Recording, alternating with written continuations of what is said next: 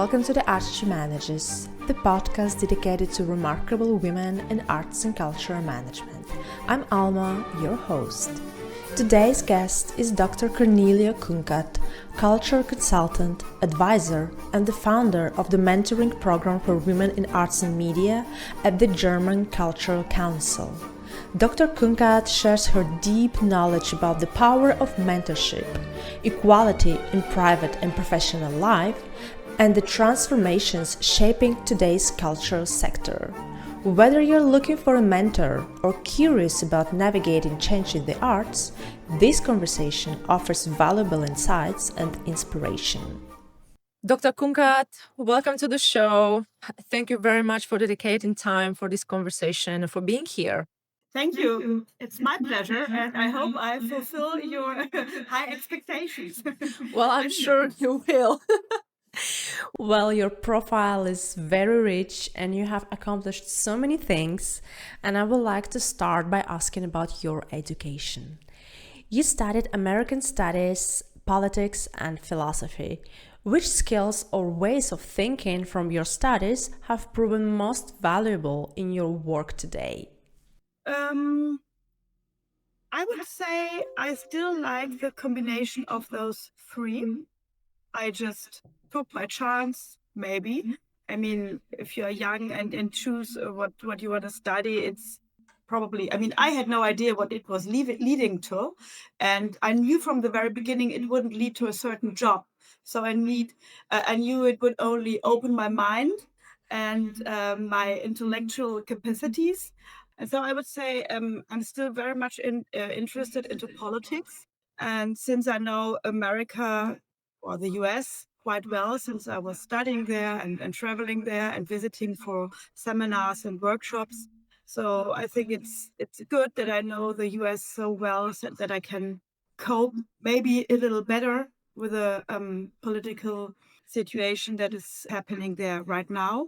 And philosophy, this also shaped my mind and my intellect, I guess, because for me it was really very difficult sometimes to follow the philosophies and the mindsets, and it was hard for me to study philosophy. And it helped me to understand that one shouldn't come to an end with thoughts and theories. And I think this is also worthwhile. So philosophical theories are always evolving out of each other, and they never come to an end, although some theories might come to an end, by philosophy as such won't come to an end. And this is I think interesting and good to know that there's always something new in real life and in theory, and this makes thinking so interesting, that you hopefully never come to an end or to a fixed theory which will be appropriate forever. Beautifully put. Absolutely. So you have mentioned that a newspaper article about the 2016 study on gender equality in cultural media in Germany sparkled your decision to apply to the German Cultural Council. That's a very bold move. What gave you that confidence to take on such high impact role? Maybe it was my anger with the numbers. I was angry and I was ashamed that I hadn't realized it to the amount it was reality so far. For example, I realized that I had never realized before that when I was studying, and of course we as students were 50-50 men and women, that there were, of course, no professors, no female professors. I never was taught by a female professor. Maybe there were assistants, but that was the most. Actually, only one in philosophy. And I mean, if you study politics, philosophy, and American studies, where should there be any female professors? And the fact that I hadn't realized it and that I hadn't thought about it, that this is strange, that this can't be right, this made me, this fostered my anger, or maybe also that I had never sang to with a female conductor, either in the choir or in the orchestra. And so far I felt ashamed, and I thought, well, this can't be right. So I would really like to work towards these numbers or against these numbers or make anything a little better. And I thought, well, I'm a mother of 4 girls, so I mean, this can't be their future, and it shouldn't be mine. So yeah, let's do it. That's admirable. Wow. And during your time at the German Cultural Council, you established the mentoring program for women in arts and media and led it for 7 years. Looking back at your time shaping it, what consistent needs did you observe among women striving for leadership? And what surprised you most? Um, I don't know whether there was many things that surprised me, because if I thought about my career in quotas, I mean it's not a real career, but I mean my way. So I would be familiar with many thoughts and questions and problems the women mentioned within this program. But I think I realized that the nucleus of all is your private life as well. I mean, as long as you live equality in your private life, you might also reach it within the career, but you can't expect the career be perfect. So there's equality, and you're strong enough to get along with male colleagues and make it to the top. You also have to live the same way in your private life. So if you live in your partnership and in your family, uh, an equal, you live equality, then you get an idea how difficult it is and how many tiny things there have to be discussed and then lived, and so that it is still fun but still equal. And so yeah, this process to me, that is that the private life is crucial as well in this process, having a career and feeling satisfied and feeling good with it, and being not too ambitious, but ambitious enough to end up there where you should end. That's a very interesting point. I think it's very deep, you know, like not everybody draws that parallel between a private life and a career, because everybody tends to, I mean, from my understanding, you know, also like younger generations, there is a big talk about just splitting your personal life and your career. And then like your career, just your career, and it has nothing to do with your private life. But if you are not behaving in a certain way in your private setting, you are not going to behave a certain way in your career Yeah. environment. Yeah. And Well, it's to the good and to the worse. I mean, both sides. It's you have to realize in your private life how difficult things are, but there get through and discuss and talk. And of course, it is partnership, but then especially if it comes to kids, if not both parents think they are necessary, then it can't work out. Yesterday I heard someone saying that she had heard again, and I saying, so I would love to have kids if I were male. Yeah, yeah, right. Yeah, yeah, that's true. that's where it all comes down. That this is not fair. This is not equally led. And of course, you can play different roles as parents, of course, because you have different personalities. But the amount of impact and to the upbringing of your children, if this isn't thought equally, and then the equality can be lived in different ways, of course. But if this isn't from the just thinking and feeling and reasoning, not thought in equality aspects or categories, then it won't end up fair and also good for the children. Why would they only want to have a mother? But then, I mean, yeah, yesterday I had someone talking to me, a man in his 50s, and he wanted to tell me that he couldn't do anything because he had his children. So I said, yeah, I didn't tell him right away, but I thought I would never have heard this sentence from a mother. because she always knows that she has her children, whether they are still at school or studying. I mean, she has their children. She would never put it this way, but he wanted to tell me that he takes care. And that's nice. I mean, so I tried to interpret it in a positive way, but I thought it's so childish. Yeah. So because this is you're just telling me the opposite. Exactly. That it is something special for you to have the kids around. Yeah. And do your things. Yeah. So congratulations. It's difficult and it takes a lot. Yeah, this was funny. Yeah, definitely.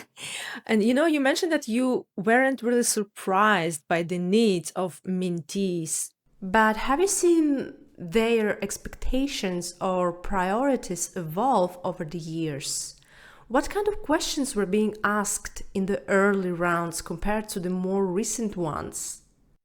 I wouldn't say that things changed so much. I think the biggest plus in this project was or is that the women who take part realize that they are not at all alone with all their questions they put themselves. And so, and that is it, that it is the same whether you are a singer or working in dance and literature. They have their own dynamics. But nevertheless, if it comes to real problems regarding career and being feeling good with the way it is working, it comes down to the same questions. And then that is nice for the women who participate in this program, that they always understand the questions that put the others as well. And so then they can just talk to each other and be helpful. And to support each other, yeah. Yeah, support. Just, I mean, it's this mental load and this mental support, which is very, very interesting and very good. And I managed to create an atmosphere where there was really no competition, or I would say almost down to zero competition between the women. So there was a big openness, and they were very fair and listening to each other, but then also giving good advice and tell their own story. And then this was very helpful. So besides the mentoring, because the mentoring is one-to-one, and of course there were mentees who had perfect mentors, female mentors, also some male mentors, but it was always a little, the percentage was 1-4, I guess, or 1-5. But even if this mentorship hadn't been perfect, there was still the group of the other mentees.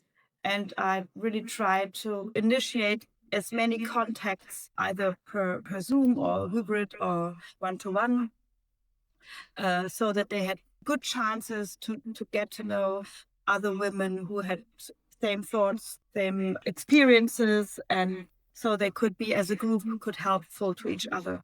And therefore also this made it then also more possible that do you know them? Yes, I do. Mm-hmm.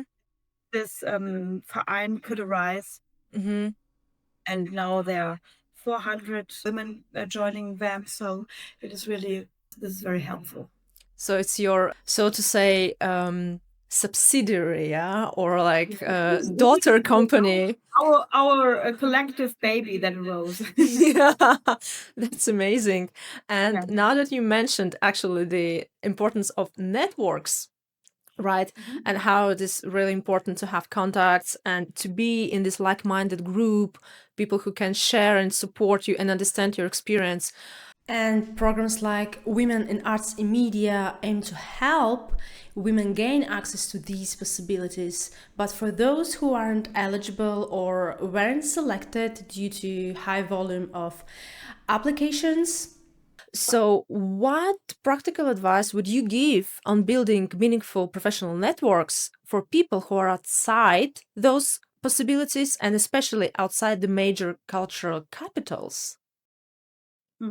Yeah, I would say be active and look for other women to be close to and to talk about problems or things you think about. It would be nice if this would be a mixed group. So not only your closest friends, but maybe a group to whom you could speak openly and wouldn't have to fear that they would be too competitive. Because in this progress, you need much openness, and competitors would make it more difficult, I guess. And then, while I was working for the Kulturrat, when I started there, it was 3 years after Me Too. It was a phase where many networks, female networks, arose.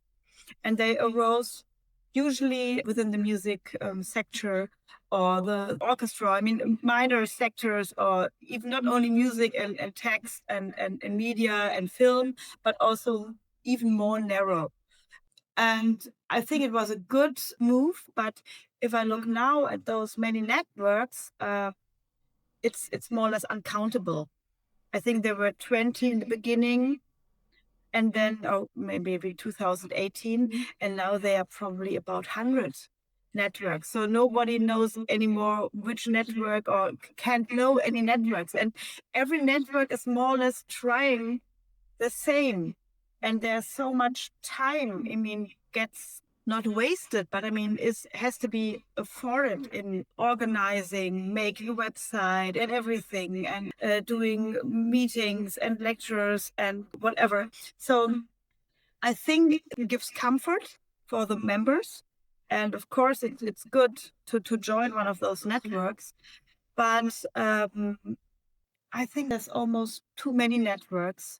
Yeah, and this makes me a little, wondering what to do, because if we think female power has to rise in the cultural sector, it would be better to have only one or two networks, but then real strong networks that get involved in political decisions, that had a voice, that are known, that are visible, and you would know some of their participants, that they made progress, that you can't stop them anymore. But if there are too many, too small networks, it's a little shame. And so, for what I like about them is that it took the spirit of being over all cultural sectors, and I think this is good. It also broadens your mind so that you don't narrow your thoughts, and it gives you the possibility to be more visible and to really get influence. And even there, it is difficult enough. Even with 400 members, it's still very small. So maybe one could also talk once to the Deutsche Frauenrat. This should be the network and or the organization which should take care of every ambition. But even they are not that known as they should be known. And what do you think is the case? Yeah, I think there are too many, and they not cannibalize, but they don't make it the whole thing stronger but weaker. So it would be better to Join form the one, forces, yes. Mm-hmm. or have an umbrella on top. So that they say, okay, each network has their own sections and their own specific things they want to get done with, and they want to settle. But if they would build one force, go in certain aspects all together, then it would be maybe better. Although I really have to say, I don't have a perfect recipe for to say to solve this set, because I know that you need the personal contact and to know each other to get a good feeling from your network. So there must be real personal relationships. Otherwise, you won't discuss the things that are really need to be discussed, because you need those safe spaces. But nevertheless, in the end, if you want to get done things politically, yeah, you need to be a bigger force. And Yeah. then would be necessary then to have a big network for all, or like an umbrella above.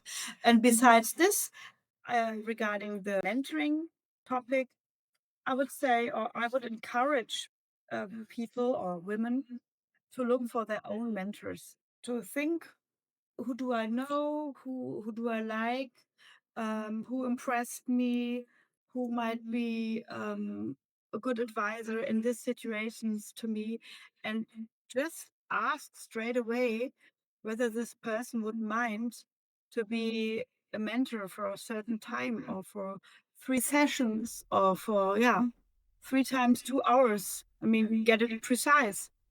Just say, well, I'm on my way here and I'm right at this point. I can't decide whether I should go right or left, or is there certain possibilities, and I read about you, or I heard about you, or I got to know you through someone else, and I would just like to ask you whether there would be the possibility to talk to each other for 1, 2, 3 times to get more ideas what I should do.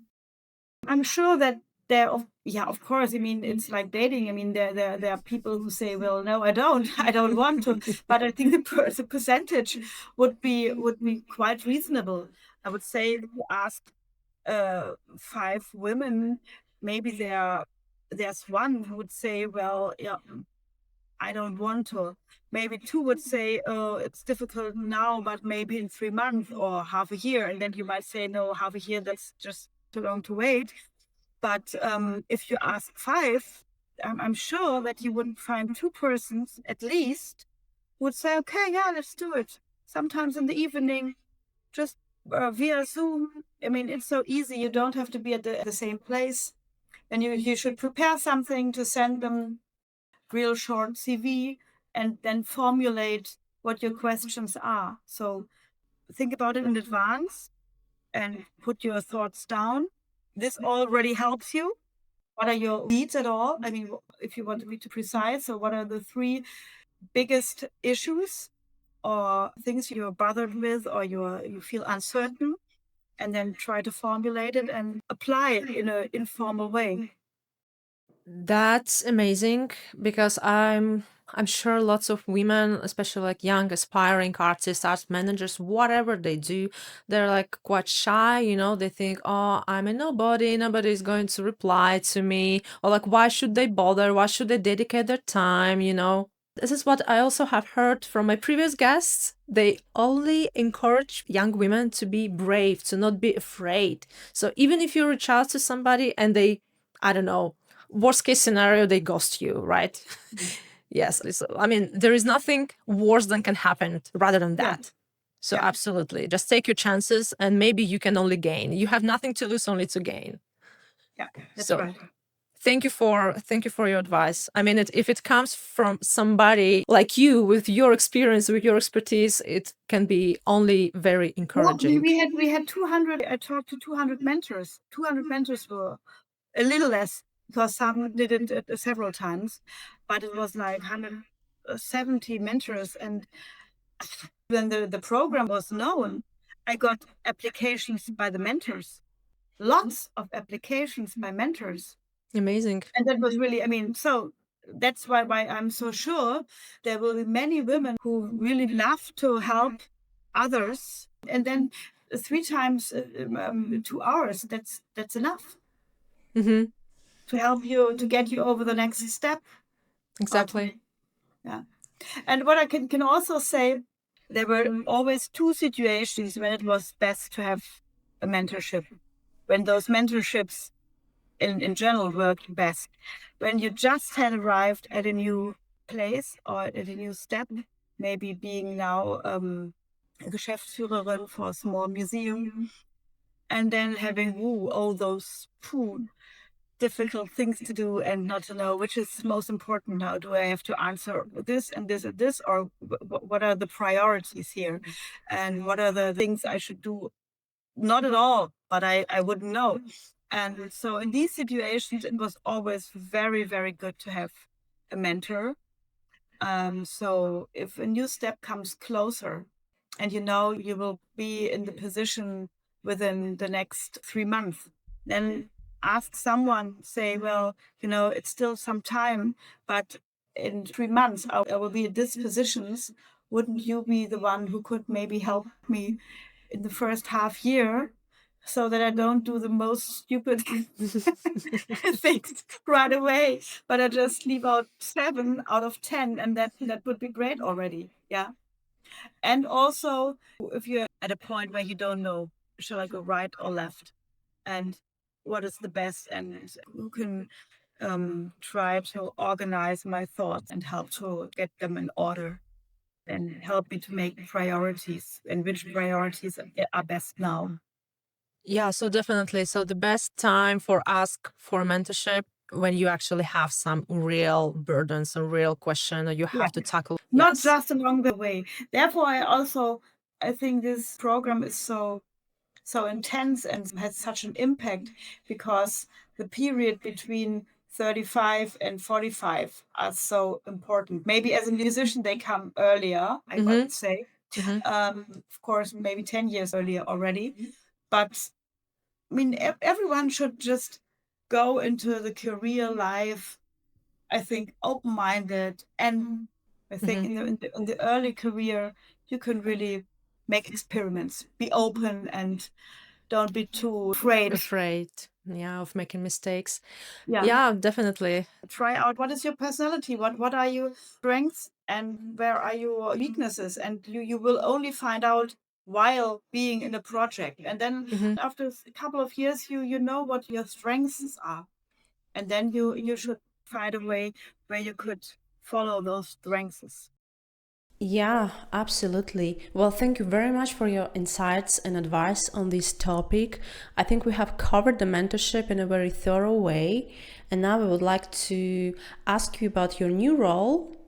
In 2024, you stepped into a new position at KULTUREXPERTEN, or Cultural Experts, a specialized consulting and recruitment firm for the arts and cultural sector in Germany. And you're advising institutions on personnel and strategy.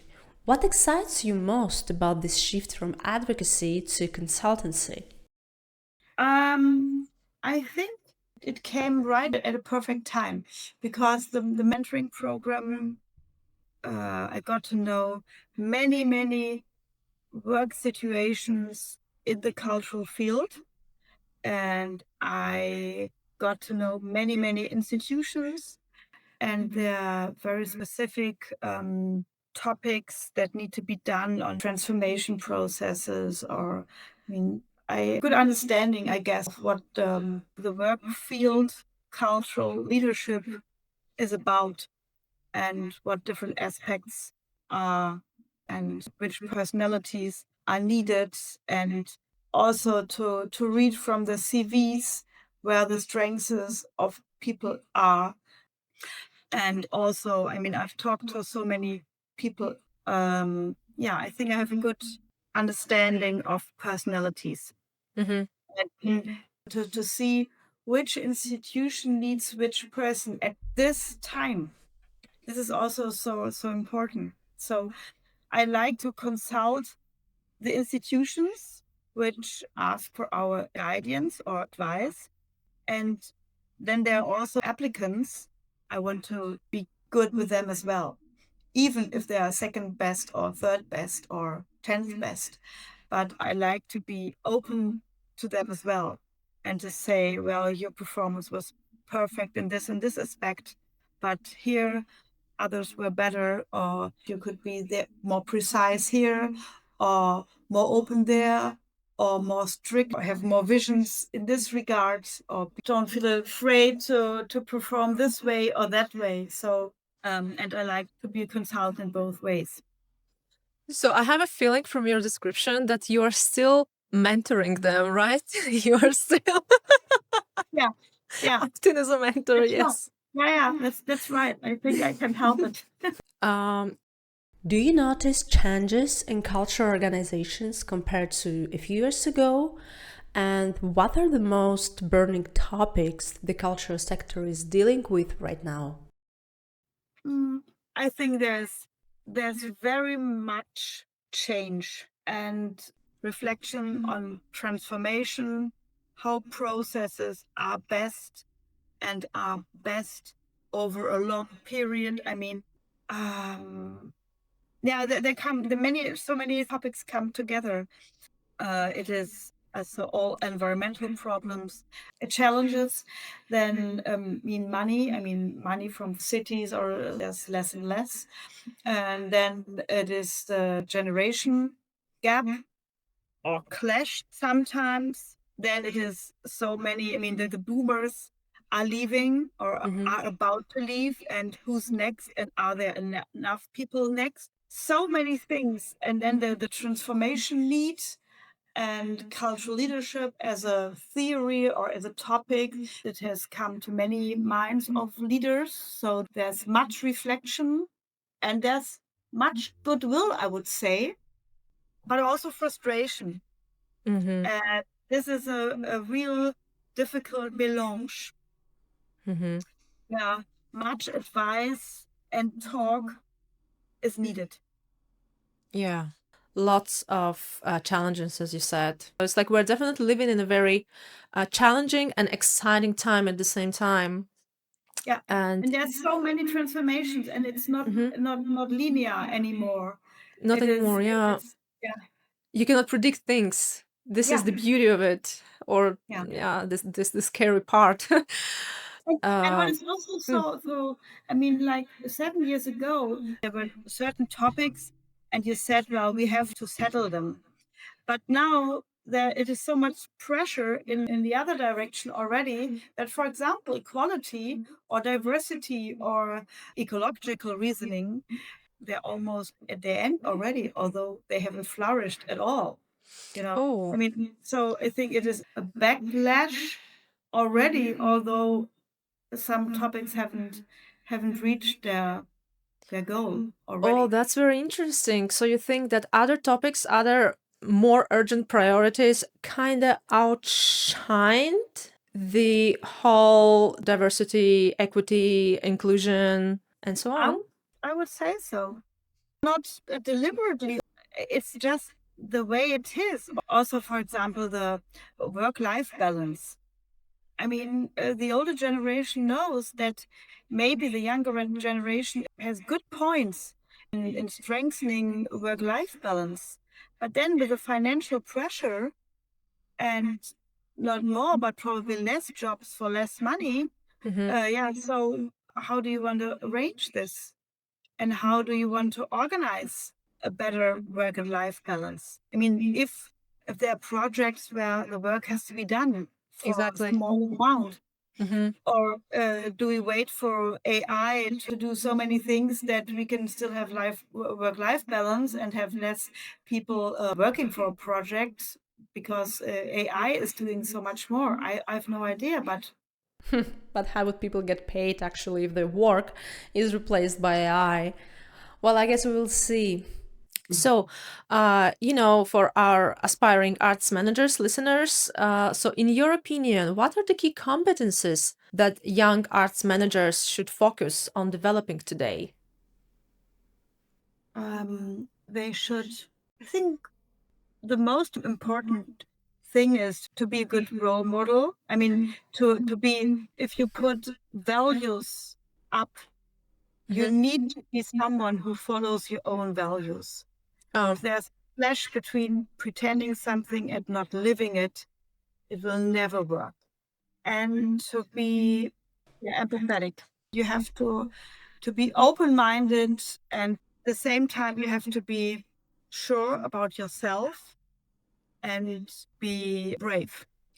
So that dare something and you try something out and you dare to be in charge for the consequences.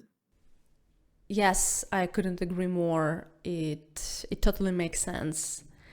And my last question to you is, since you transitioned into the cultural sector from another field, what do you see as the main differences in leadership here compared to elsewhere?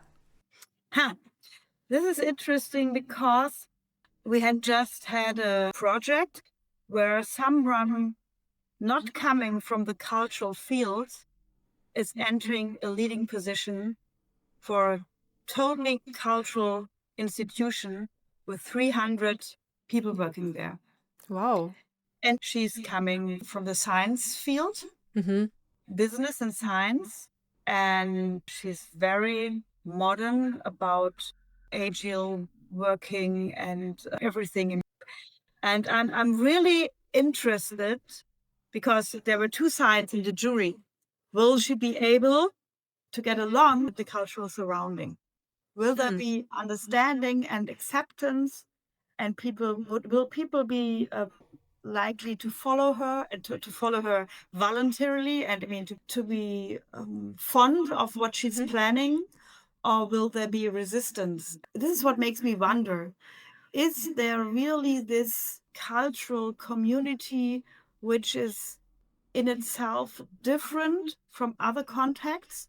Or is it just what they think they are, or hope they are, or pretend to be, or because it is so strong, this, well, in a theater, I mean, world is different, life is different. I mean, the whole mindset is different. And since I have never been working in a theater and I've never been a member of an orchestra, but yeah, an orchestra a little, but a choir singer. And my daughter was working as an actor in film. So I've been at many, many film sets. And of course, I know what the ambition and the spirit is there. But yeah, I really wonder, will she be able to find the spirit or catch the spirit which is already there with her set of tools? Will there be a clash, or will it be maybe for her very easy because she's young and she's very intelligent, and although she's coming from a totally different field, she will manage to get along because transformation is needed there. And some of the jury, especially the people who were representing the workforce, they were amazed by this performance and her way of laying things down. And others in the leading positions were a little, will this work out? I'm not sure. And this is what is a great experiment, I guess. And I told her already that I will ask back after 1 or 2 years. So really get to know what has taken place there. Well, definitely exciting, I guess. People understand that some kind of a change and transformation is needed. It's like it's non-negotiable. And of course, this openness to try things from different sectors, it's, I think that cultural sector is very closed. And they try to gatekeep it, it's like, no, it's only for insiders. And it's very difficult to break into the sector as somebody who doesn't belong. So definitely very interesting case. Well, Dr. Kunkat, thank you very much for this inspiring conversation and for dedicating your time. And I wish you all the best with your strong mission. And it was a pleasure to talking to you. Thank you. Thank you, Alma. I'm happy that you got in contact with me. Thanks a lot. Thank you. Bye. You have listened to The Art She Manages. If you enjoyed this episode, please follow the show and leave a positive review on whichever platform you're listening. It really helps more people discover these stories. Feel free to share the episode with someone you think would be inspired by it. Until next time!